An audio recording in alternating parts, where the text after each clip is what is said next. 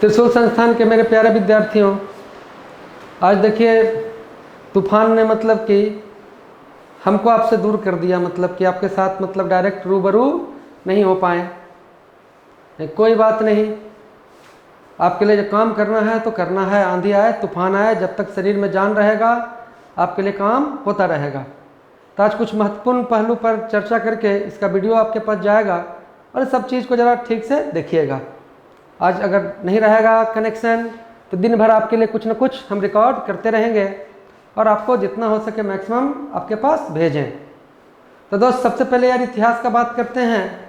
इतिहास में मैंने आपको यार पानीपत का प्रथम युद्ध, दूसरा युद्ध, तीसरा युद्ध अच्छे तरीके से समझा दिया था। 1526 पहला युद्ध, बाबर इब्राहिम लोदी, बाबर जीत गया। बाबर सबसे पहले तोप का प्रयोग किया। बाबर 1530 में मरा। बाबर का मकबरा मतलब कि कहाँ था? काबुल था। बाबर के बाद उसका बेटा कौन आया? बेटा हुमायूं आया। हुमायूं किससे लड़ा? शेरशाह सूरी से। 1539 कन्नौज का युद्ध। 1540 आपको बिलग्राम, 1539 चौसा का युद्ध, 1539 चौसा का युद्ध, और 1540 में आपको कन्नौज या बिलग्राम का युद्ध। दोस्त मेरे, शेरशाह सूरी की मृत्यु 1545। शेरशाह सूरी ने बनाया ग्रैंड ट्रंक रोड कलकत्ता से पेशावर। और शेरशाह सूरी का असली नाम था क्या? फरीद खां। और शेरशाह सूरी का मकबरा कहाँ है? सासाराम। लेकिन हमने आपको यार बताया था रोहतास का किला। तो रोहतास का किला मेरे दोस्त आपको कहाँ है? झेलम नदी के किनारे, आपको कहाँ? जम्मू कश्मीर में है। फिर भैया शेरशाह सूरी 1545 में मर गया, तो 1555 में यार तुमको फिर कौन आ गया? हुमायूं आ गया। और हुमायूं की मृत्यु आपको यार क्या 1556 जनवरी में लाइब्रेरी के सीढ़ी से गिरकर हो गया। हुमायूं नामा लिखा था गुलबदन बेगम, है ना जी। हुमायूं के बाद यार हुमायूं का बेटा अकबर आया। हमने बताया था आपको अकबर के बारे में। अकबर का जन्म 1542 ईस्वी में 1542 में अमरकोट पाकिस्तान में राजा बीर साल के घर में हुआ है जी। 1556 में यार पानीपत के दूसरे युद्ध में अकबर ने हेमू को हराया है जी। और जान जाइए, पूछ ले कि दिल्ली के गद्दी पर बैठने वाला अंतिम हिंदू राजा कौन था? तो हेमू था। दिल्ली के गद्दी पर बैठने वाला अंतिम हिंदू राजा कौन था? हेमू था। उसी समय देखो यार भारत में आपको यार यूरोपियों का ही आगमन हो चुका था। सबसे पहले देखो तुम्हारा यार पुर्तगाल आया। पुर्तगाल जान ही रहे हैं कि पुर्तगाल का आपका वास्को डी गामा आपको यार कब आया? 1498 ईस्वी में, है जी। और ये आया केरल के कालीकट के तट पर और इसका स्वागत किया राजा जयमोरिन, है ना जी। ये सब चीज़ आपको बताया हुआ है ना जी। 1510 में पुर्तगालियों ने यार गोवा को अपने अधीन किया 1510 में। और वो जो पुर्तगाली था वो कौन था? अल्बुकर्क। और मैंने आपको बताया था कि यार भारत के आने वाला रास्ता पर पुर्तगाली लोग कब्जा कर लिया था और एक पॉलिसी बनाया था, ब्लू वाटर पॉलिसी। हाँ, तो पूछे कि ब्लू वाटर पॉलिसी किस देश का था? तो पुर्तगाल का था। अब पुर्तगाल के बाद देखो भारत में कौन आया? पुर्तगाल के बाद तुम्हारा यार डच आया, नीदरलैंड के लोग आए।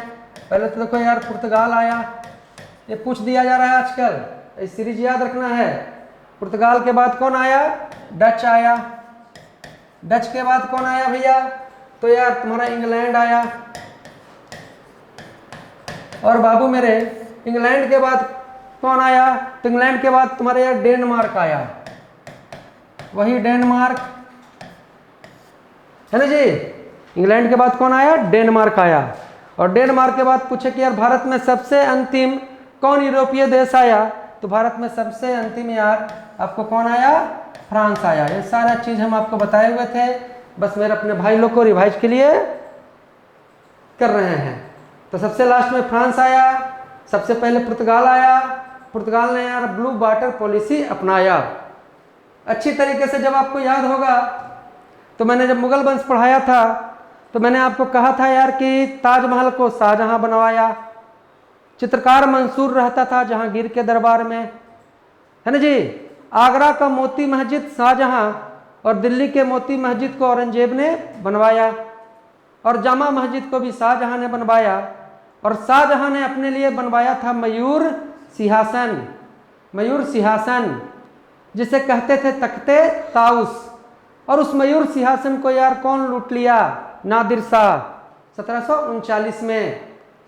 तो दोस्त मेरे एक चीज को ध्यान देना है, देखिए जो औरंगजेब की मृत्यु है, औरंगजेब की मृत्यु आपको यार अंग्रेजों का भारत में यार जड़ पकड़ने का मतलब कि सबसे बड़ा कारण है, क्योंकि औरंगजेब बहुत ही शक्तिशाली राजा था, लमसम यार पूरे हिंदुस्तान को अपने मतलब कि बस में रखता था। लेकिन औरंगजेब की मृत्यु, वही औरंगजेब की मृत्यु कब हो गई भैया? 1707 ईस्वी में, है जी। और औरंगजेब ने यार अपने मतलब कि बीबी के लिए क्या बनाया था? बीबी का मकबरा, जो आपके पिछले एग्जाम में ही पूछा हुआ था कि बीबी का मकबरा कौन बनवाया? औरंगजेब। और बीबी का मकबरा कहाँ है? औरंगाबाद, कहाँ? महाराष्ट्र, है ना जी। तो देखो औरंगजेब एक शक्तिशाली आदमी अगर गद्दी पर है और मान लीजिए कि यार वो खत्म हो जाता है। औरंगजेब जब तक था तो भारत के यार सब राज्यों को अपने बस में रखता था, है ना जी। तो ठीक है, औरंगजेब की नीति कुछ भी रहे, लेकिन यार पूरा भारत एकजुट था इसके डर से ही, तो एकजुट था तो यार अंग्रेजों का यहाँ पर कोई बस नहीं चल रहा था। लेकिन जैसे ही अंग्रेज की मृत्यु हुई, ठीक है, तो यार मुगल का जो गद्दी था वो कमजोर होने लगा। और मुगल का गद्दी जब कमजोर होने लगा तो यार देखो यार औरंगजेब ने जहाँ जहाँ जिसको सूबेदार बनाया था, जिसको जिसको कहा था, वो सब अलग हो गए और सब अपने आप में क्या हो गए? इंडिपेंडेंट हो गए। अब सब एक नहीं रहे, और जब सब एक नहीं रहे तो हमारा देश अब क्या हो गया? हमारा देश कमजोर हो गया, है ना जी। तो औरंगजेब की मृत्यु के बाद आपको क्या है? भारतवर्ष कमजोर होने लगा। और भारतवर्ष कमजोर होने लगा तो आप निश्चित तौर पर सोच सकते हैं कि हमारे देश पर किसका पकड़ बढ़ने लगा? तो अंग्रेजों का पकड़ बढ़ने लगा, है जी। देखो अंग्रेज बेटा जो सबसे पहले आया ना, तो सबसे पहले वो 5 देश 4 देश से निपटा।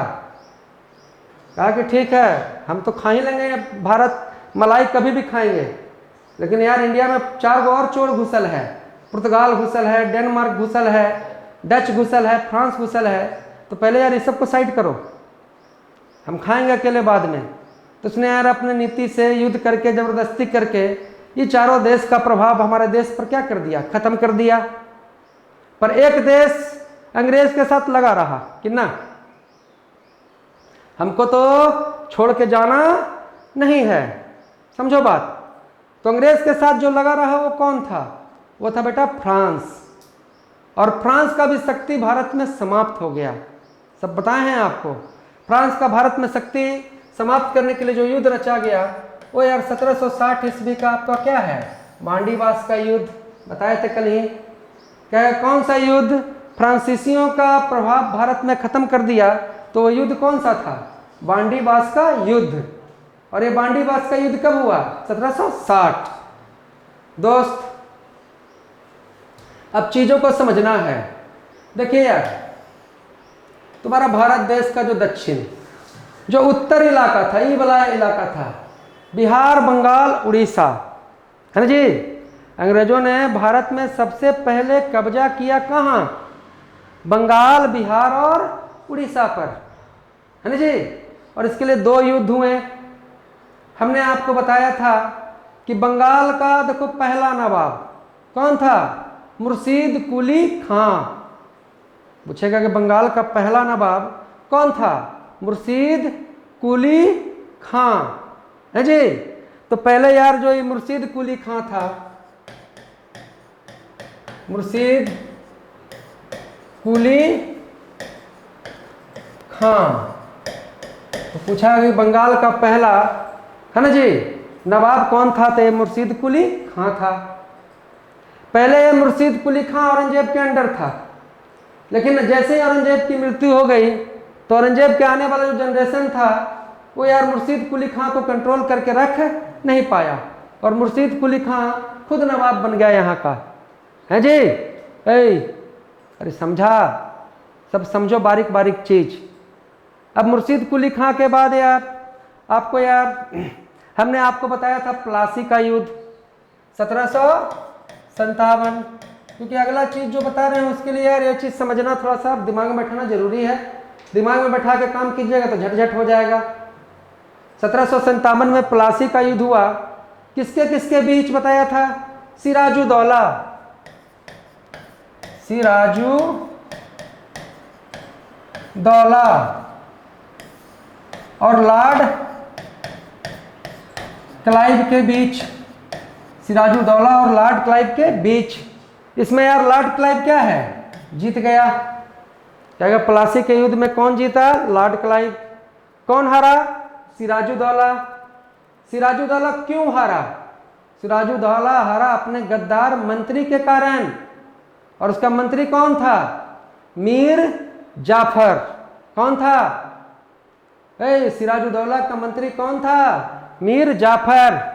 तो मीर जाफर को यार अंग्रेजों ने लालच दिया, कहा कि तू कब तक मंत्री रहेगा, तू ऐसा काम कर कि अपन राजा के कैसू मरवा दे, है ना जी, हरवाओ, इसके बाद यहाँ का बंगाल का राजा तू हो जाएगा।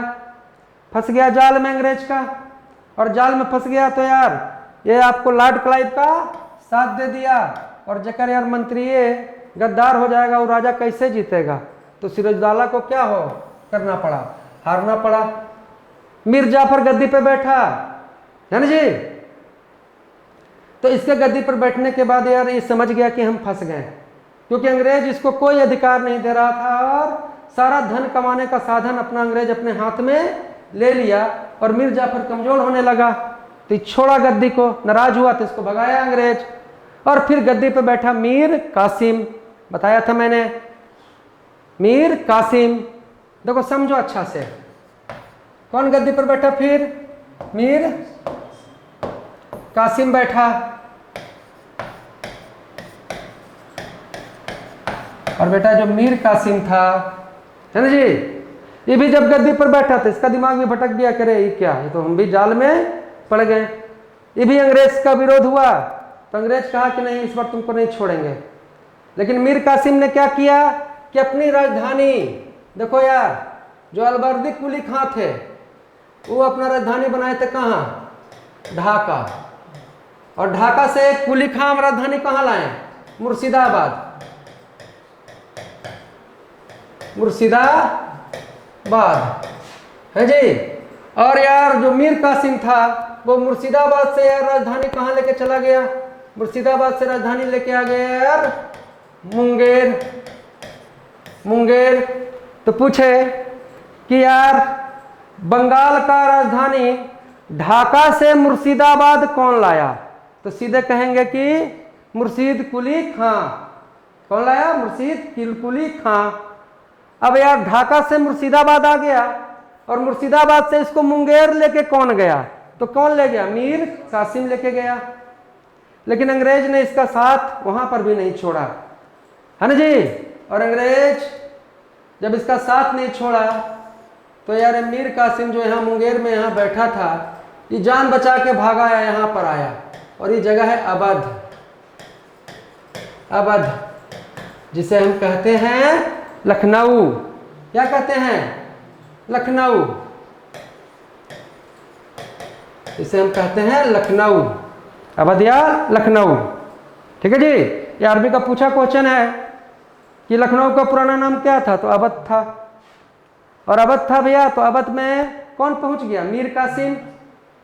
देखो यहां पर अवध में कौन पहुंचा? मीर कासिम। ये बंगाल जा चुका था, बंगाल अंग्रेज ले चुका था। मीर कासिम यहां पहुंचा तो देखो अवध का जो नवाब था वो था यार सियाजू। सियाजू।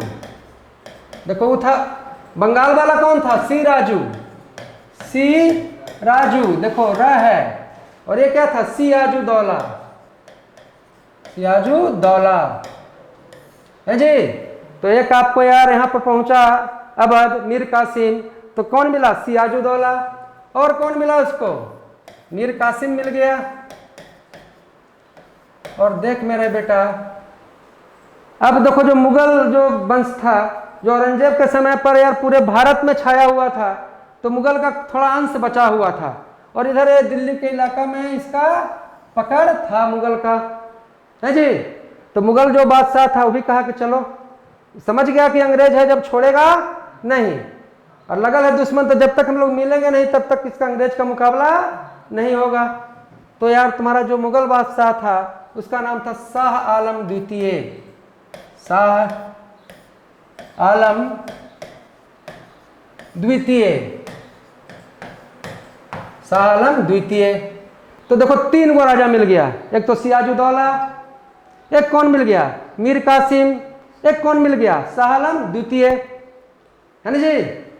अब देखो यार, ये जो लॉर्ड क्लाइव है, बिहार, बंगाल, उड़ीसा जो हमारे देश का सबसे गरीब राज्य में है, उस जमाना में यार ये राज्य जो आपको था, ये हमारे देश का सबसे अमीर राज्य था। तो लॉर्ड क्लाइव ने यार जब जीता बिहार, बंगाल, उड़ीसा को यार बक्सर के युद्ध में, तो लॉर्ड क्लाइव यार पुरकस माल कमाया, पूरा धन कमाया, और उसको यार अंग्रेज जो मतलब कि आपको ब्रिटेन जो सरकार था वो समझ गया कि आदमी ठीक नहीं है, तो उसको बुला लेवल गया, है ना जी। अब होना है क्या युद्ध, अब होना है बक्सर का युद्ध, और बक्सर के युद्ध में यार अंग्रेज की तरफ से मतलब कि मौका मिला किसको, मेजर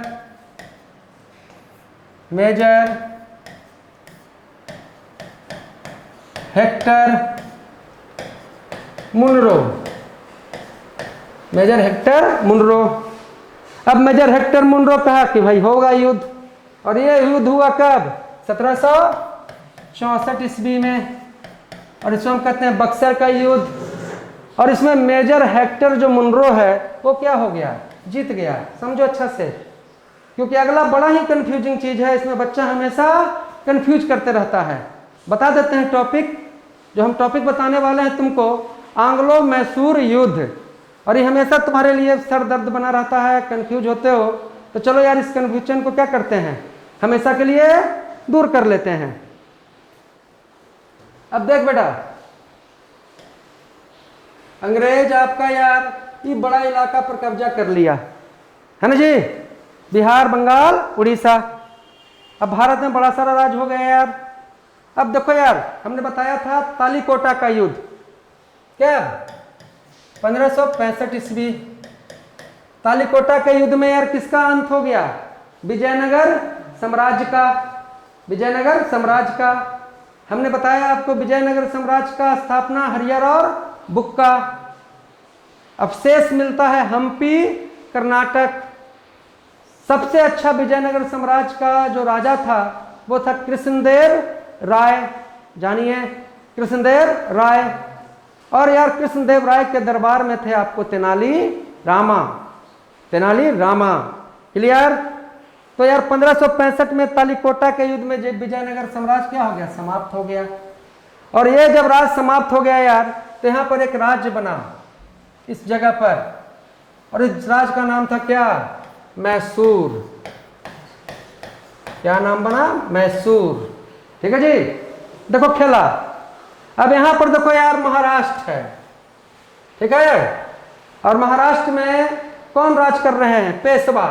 पहले शिवाजी, और शिवाजी के यार प्रधानमंत्री को पेशवा कहते थे। तो लास्ट में यार आपका मराठा का हाथ किसके हाथ में चला गया, पेशवा के हाथ में, है जी। इधर देखो यार हमारा आंध्र प्रदेश पड़ता था, और यहाँ पर राज कौन कर रहा था, निजाम। समझ लो मेरे बात को, ठीक है। यहाँ कौन था, निजाम। और ये जो इलाका है ये यार मद्रास का इलाका था, इसको हम लोग कर्नाटक कहते हैं आज के डेट में। उस समय कर्नाटक राज्य ये था, आज कर्नाटक ये है, लेकिन उस समय कर्नाटक कहाँ था, यहाँ था। और यहाँ क्या था यार, मद्रास। तो मद्रास में यार ईस्ट इंडिया कंपनी ने आपको क्या है, अपना सबसे पहला किला बनाया था। सब जानो, कहेगा अंग्रेजों का यार सबसे पहला किला भारत में कहाँ बना, तो कहना है कि मद्रास में आपको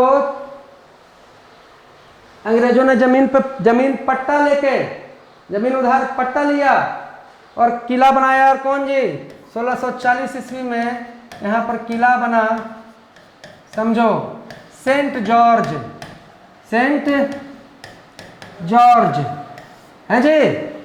तो भैया कहेगा यार कि अंग्रेजों का सबसे पहला किला कौन सा? Saint George.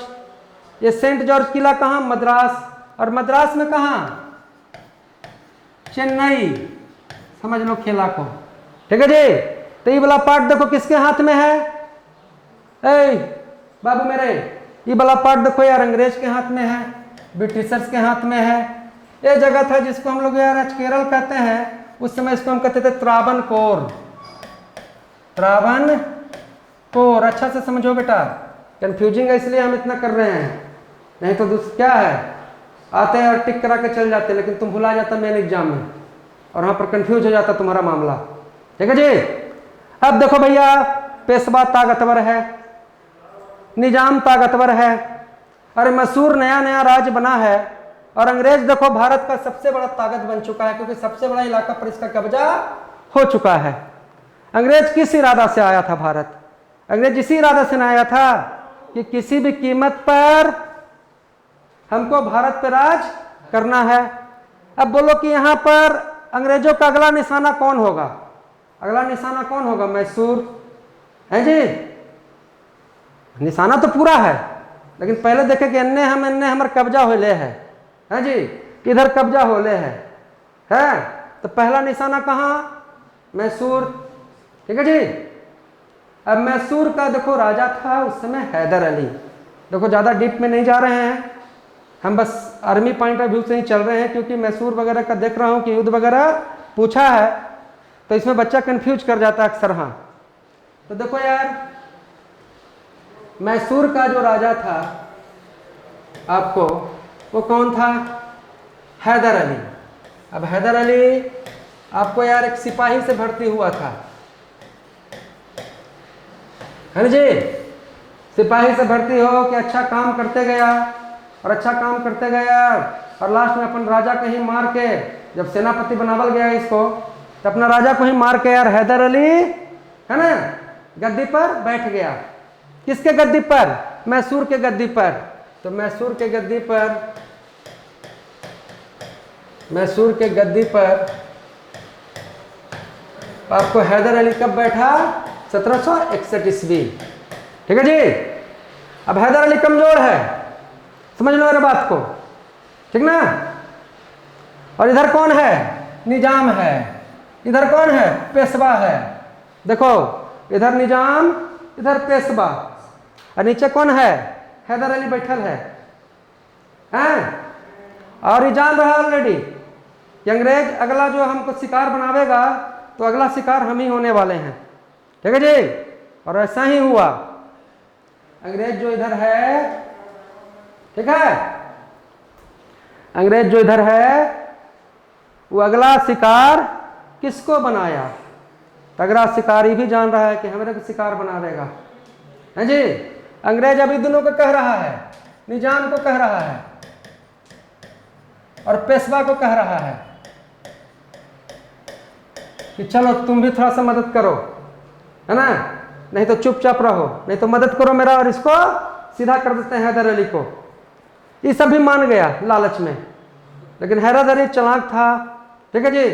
ये दोनों को समझाया कि भाई देख जे पैसा कौड़ी लेवे के हो तो ले ले हमरा से, लेकिन पहले ही हमरा खाएगा अंग्रेज, अब बाद में तुमको भी खा जाएगा। ये दोनों समझ गया, साइड हो गया, साइड हो गया। और अंग्रेज क्या है? हैदर अली पर आक्रमण कर दिया। ये आक्रमण हुआ बेटा 1767 से 1769 के बीच, है जी। 1767 से 1769 के बीच। और इसे हम कहते हैं यार प्रथम आंग्लो मैसूर युद्ध। प्रथम आंग्लो मैसूर युद्ध। देखो इसमें और भी गहराई से हम बता सकते थे, लेकिन हमको आर्मी पॉइंट ऑफ व्यू को लेकर चलना है।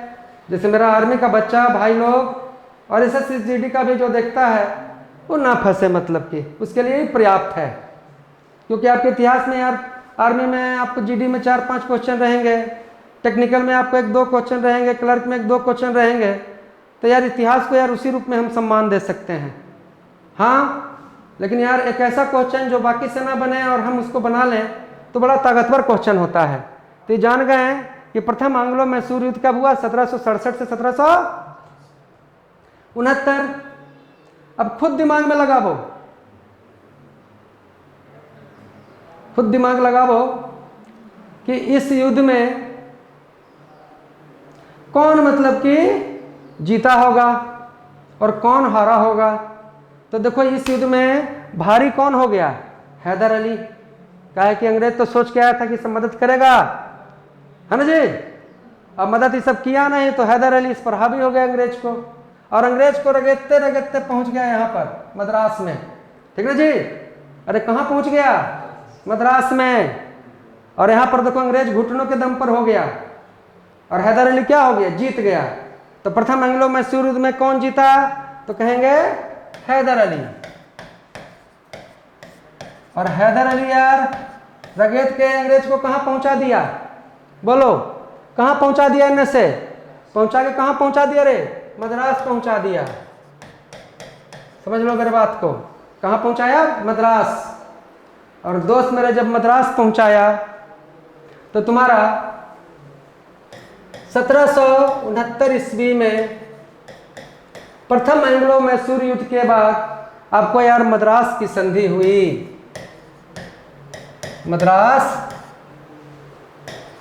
की संधि अच्छा से कर लेना है। मद्रास की संधि पूछ दे किसके किसके बीच? बोल बाबू। ये कंफ्यूजिंग था, इसको डायरेक्ट बोल के हम निकलते हैं तो तुम हमेशा कंफ्यूज करते रहता, इसलिए यार कहानी बना के आपको देना पड़ रहा है ताकि आप अच्छा से समझ जाएं। मद्रास की संधि 1769 ईस्वी है जी। मद्रास के संधि में यार अंग्रेज की तरफ से कौन था? मद्रास के संधि आपको यार हैदर अली और कौन? हैदर अली और किसके बीच?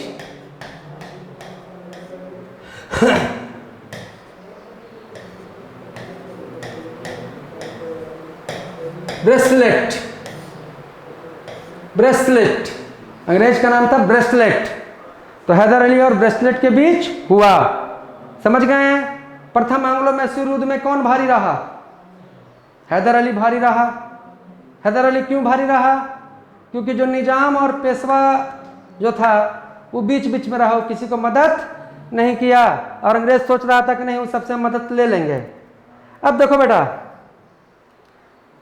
अब मद्रास के संधि में जीतल था हैदर अली, तो हैदर अली यार अपने हिसाब से शर्त रखा, कहा कि नहीं हमको मतलब कि जितना युद्ध में खर्चा है वो तुमको देना पड़ेगा, मेरा जो इलाका तू कब्जा कर ले है वो सब छोड़े पड़ेगा। अब अंग्रेज तो गरज में था, अब गरज में आदमी क्या न करेगा, प्राण पर आफत है, तो कहा कि नहीं सब शर्त मंजूर है। लेकिन यार भारत के लोग देखो भोले भाले थे, पर अंग्रेज बहुत ही चतुर और चालाक था, वो हमेशा निगाह लगाया रहता था, और वही निगाह के चक्कर में यार वो बैठेगा थोड़ी है ना। फिर अंग्रेज के पास ताकत आया और 1780 से, है ना जी, 1780 से 1784 के बीच में, 1780 से 1784 ईस्वी के बीच में आपको क्या हो गया? दूसरा एंग्लो मैसूर युद्ध, दूसरा एंग्लो मैसूर युद्ध है जी। देख लो जा, 1780 से 1784 क्या हो गया? दूसरा एंग्लो मैसूर युद्ध। समझ गए? अब तो जान ही रहे हैं कि एंग्लो है तो किसके किसके बीच होगा भैया? अरे भैया हैदर अली और अंग्रेज के बीच में है जी। लेकिन देखो एक घटना घट गया, 1782 ईस्वी में हैदर अली की मृत्यु हो गई। हैदर अली क्या हो गया? मर गया 1782 ईस्वी में। हैदर अली की मृत्यु हो गई 1782 ईस्वी में। और हैदर अली की जब मृत्यु हो गई, दोस्त मेरे जानो तो अच्छा से जानो, बाकी तो रैपिड फायर चलते ही रहता है, आज मौका मिला स्थिर से तो स्थिर से बता रहे हैं। कहा कि ये ऐसा टॉपिक था कि इसको हम सिर्फ क्वेश्चन करा के जाते तो तुम हमेशा कंफ्यूज हो जाता कि मद्रास, मैंगलोर, श्रीरंगपट्टनम, हैदर अली, क्या ये सब संधि है, तो दिमाग में हमेशा कचड़ा बना रहता। तो अच्छा से इसका ज़रा नोट्स बना लेना, और ख़ास करके मान लो कि यार जो टेक्निकल वाले बच्चे हैं वो सुन भी लेंगे तो चलो दिमाग में बैठ जाएगा, पर जीडी ट्रेडमैन वाले बच्चे को, क्लर्क वाले बच्चे को इसका नोट्स बना लेना चाहिए, है ना जी। और टाइम मिले यार तो सबको बनाना चाहिए, क्योंकि टेक्निकल का भी जो 5 को जीके क्वेश्चन है, तो मान लीजिए हमको 3 आया और 2 नहीं आया, तो यार वो जो 2 नहीं आया वो भी तो यार 4 मार्क्स का ही है, वो भी तो हमारे मेरिट में बढ़ोतरी करेगा। तो एक एक चीज़ कीमती है, और जो हम आपको दे रहे हैं वो सब चीज़ को घोर के पीना है। तो 1782 में देखो ये मर गया, तो इसका बेटा था, बेटा कौन, इसका बेटा था हैदर अली का, सब जानते हो, टीपू सुल्तान। बड़ा बहादुर आदमी था टीपू सुल्तान। पिताजी मर गए लेकिन ये युद्ध को नहीं छोड़ा, है जी। पिताजी मर गए इसके लड़ाई में, लेकिन जो युद्ध था युद्ध जारी रखा, कहा कि नहीं युद्ध होगा तो होगा, जब तक मतलब कि दोनों में से कोई नहीं हारेगा। पर युद्ध देखो लंबा घिस गया, 4 साल। अब 4 साल का युद्ध है तो अंग्रेज भी परेशान हुए है। कभी कभी आप किसी से कुश्ती लड़ लेते हैं, सोचते हैं कि तुरंत खत्म हो जाएगा, लड़ाई मतलब कि चले लगे 4-4 घंटा, तो दोनों योद्धा के मन में आएगा ना कि अब लगता है कोई किसी को हरा नहीं पाएगा, इसलिए समझौता करके निकल जाने में भलाई है ना जी। तो ऐसा ही हुआ, 4 साल युद्ध चला, तो अंग्रेज भी समझ गया कि अभी लगता है वक्त नहीं आया है, और हैदर अली भी, टीपू सुल्तान भी परेशान था, है ना जी। तो दोनों के बीच में आपको संधि हुई बेटा 1784 ईस्वी में। सब देखिए याद रखिएगा, 1784 ईस्वी में मैंगलोर की संधि, मैंगलोर की संधि है जी। पूछेगा किसके किसके बीच, मैंगलोर की संधि मैंगलोर में हुआ भैया, किसके किसके बीच, टीपू सुल्तान और कौन, देखो पूछ देता है, वारेन हेस्टिंग्स, टीपू सुल्तान और वारेन हेस्टिंग्स, याद रखिए। 1784 कौन, मैंगलोर की संधि, मैंगलोर की संधि दूसरा एंग्लो मैसूर युद्ध के बाद हुआ, ठीक है। अब गद्दी पर कौन बैठल है, मैसूर के गद्दी पर कौन बैठल है, कौन बैठल है, वो कौन बैठल है, टीपू सुल्तान।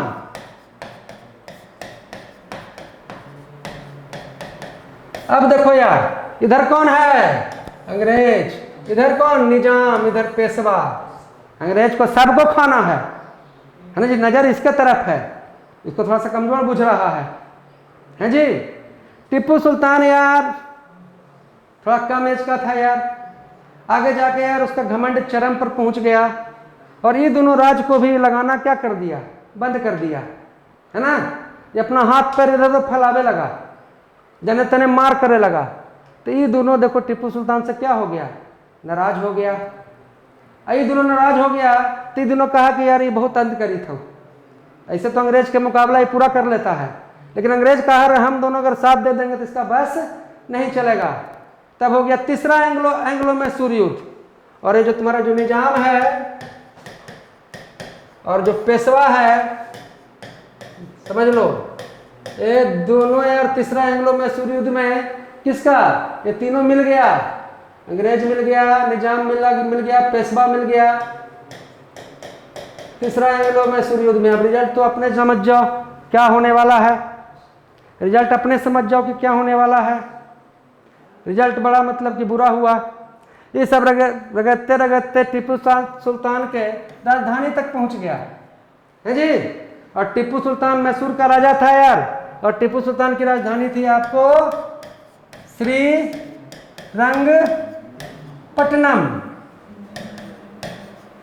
है ना। बस सब कर्म कर दिया, खाली टीपू सुल्तान को मतलब कि मारा नहीं, गोड़ हाथ पड़ा, कहो चलो चलो समझौता हो गया, तो कौन समझौता हो गया? श्रीरंगपट्टनम की संधि। याद रखिए, सीधे घर घुस गया और घर में जाकर उसके महल में कहा संधि किया, है ना जी। और इसका 80% मतलब कि राज अंग्रेज और यार निजाम और पेशवा मिलकर क्या किया? छीन लिया। श्रीरंगपट्टनम की संधि। तो पूछे श्रीरंगपट्टनम की संधि कब हुई? तो भैया ये जो काम हुआ था वो तीसरा एंग्लो मैसूर युद्ध आपको 1790 से 1792 के बीच हुआ था। तीसरा एंग्लो मैसूर युद्ध 1790 से 1792 के बीच हुआ। तो श्रीरंगपट्टनम की संधि कब हुई? 1792 ईस्वी में।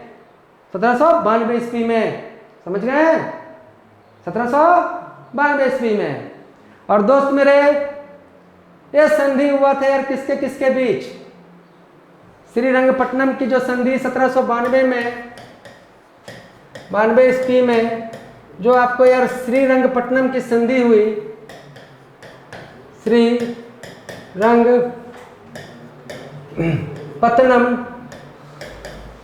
श्रीरंगपट्टनम की जो संधि हुई 1792 ईस्वी में, वो किसके किसके बीच?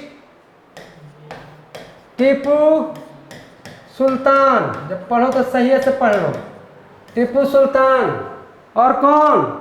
और बेटा तुम्हारा यार Lord Cornwallis, Lord Cornwallis, Lord Cornwallis. तो 3 संधि बताएं। पहला मद्रास का संधि बेलेस्टर, दूसरा कौन सा? मंगलोर की संधि। मंगलोर की संधि कौन? वारन हेस्टिंग, टीपू सुल्तान। और तीसरा जो एंग्लो मैसूर युद्ध हुआ उसमें यार टीपू सुल्तान हार गया, उसका घरे तक पहुंच गया, और घरे तक पहुंच गया और इससे संधि श्रीरंगपट्टनम में, टीपू सुल्तान की राजधानी में संधि हुआ। श्रीरंगपट्टनम की संधि टीपू सुल्तान और लॉर्ड कॉर्नवालिस, और टीपू सुल्तान का बड़ा जलालत हुआ इसमें, किसी तरह से जान बचा। अब देखो बेटा, जिस तरह से हिंदुस्तान पाकिस्तान मतलब आज दुश्मन बने हुए हैं, उसी तरह से यार उस जमाना में इंग्लैंड और फ्रांस एक दूसरे का दुश्मन था। इंग्लैंड और फ्रांस एक दूसरे का दुश्मन था। मैंने आपको बताया था कि फ्रांस आपको यार क्यों बताना इसलिए पड़ रहा है कि चौथा एंग्लो मैसूर युद्ध का कारण क्या था? फ्रांस, है ना जी। हमने बताया था कि 14 जुलाई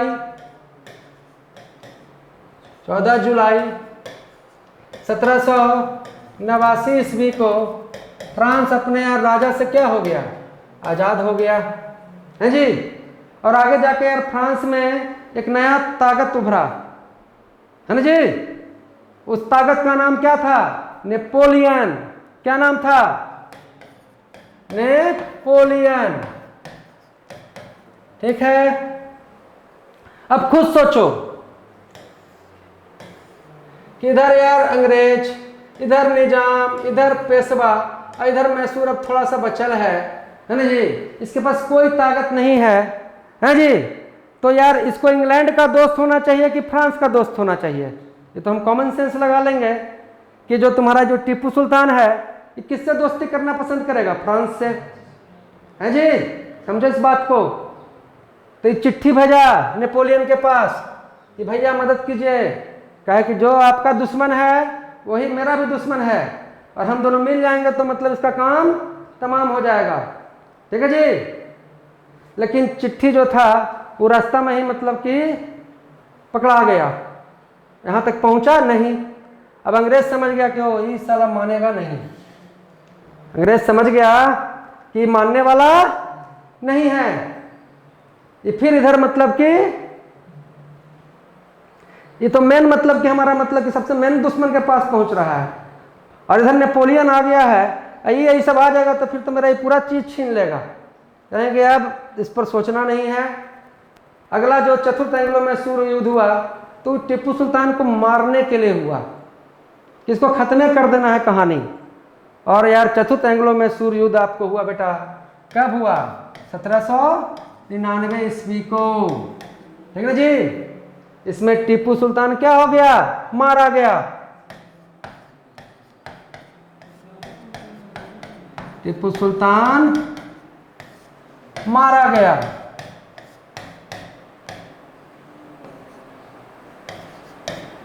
टीपू सुल्तान मारा गया है जी। और टीपू सुल्तान जब मारा गया बेटा, तो अंग्रेजों ने यार यहाँ पर एक संधि किया। अंग्रेजों अपने मन से मैसूर का राजा किसी को बना दिया, क्योंकि उसको यार कोई कमजोरे आदमी चाहिए था, तो मैसूर का राजा बना दिया बड़ियार को। बड़ियार वंश का राज यहाँ पर आया। और उसके साथ यार आपको यहाँ पर 1799 में आपको यार साइन हुआ क्या, 1799 ईस्वी में साइन हुआ सहायक संधि। सहायक संधि, तो ये सहायक संधि था। ठीक है जी। ये किसके किसके बीच हुआ भैया? टीपू सुल्तान तो मर गया, तो सहायक संधि आपको यार लॉर्ड बेलेजली, लॉर्ड बेलेजली कितना बार पूछा है? लॉर्ड बेलेजली, लॉर्ड बेलेजली और कौन? बड़ियार शासक।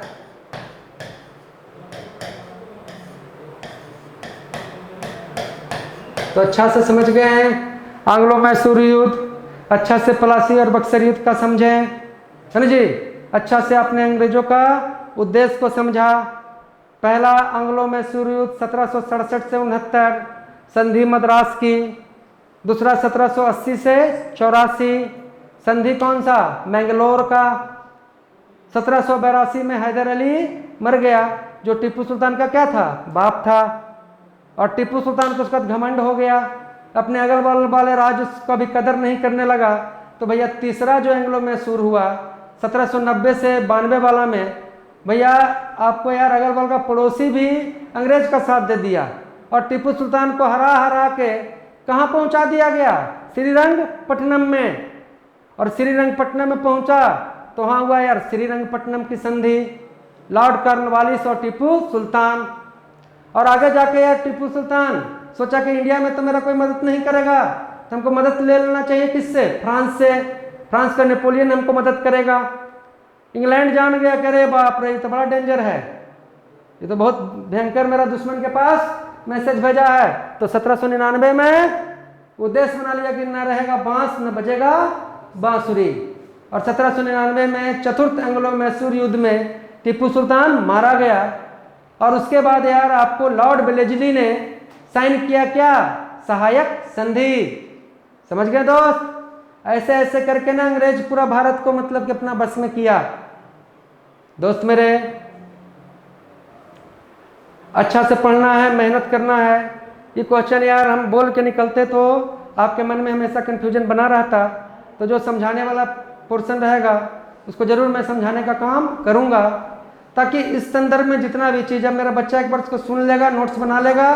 अब कभी मैसूर मैंगलोर, है ना जी, आपको ये सब संधि में गड़बड़ नहीं करेगा।